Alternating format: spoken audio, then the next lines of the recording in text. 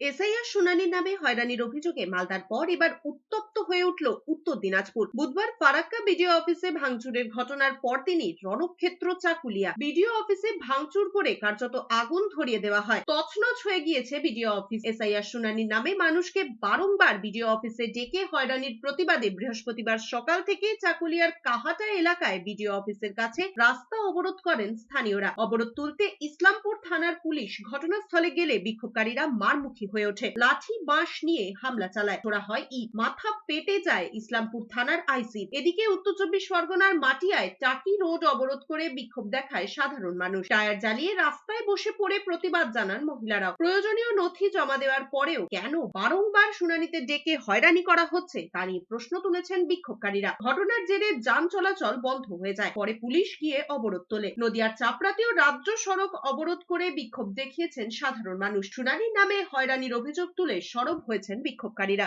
সর্বসাধারণ গ্রামের যারা মানুষরা তারা আমাদেরকে প্রশ্ন করছে যে আমার নামে কেন নোটিশ জারি হলো, জবাব দাও।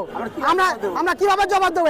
এই যে কমিশন যে কাজটা করেছে তাতে বাংলা নাম ছিল দৌড়াদৌড়ের লিস্টে, কিন্তু এখন সব ইংরাজি আছে, তার সঙ্গে মিসম্যাচ হচ্ছে, ম্যাচিং হচ্ছে না, তারপরে সেইগুলো ভুল করে ধরছে। এর জন্য আমার হেনস্থা হচ্ছে, সাধারণ মানুষ হেনস্থা হচ্ছে।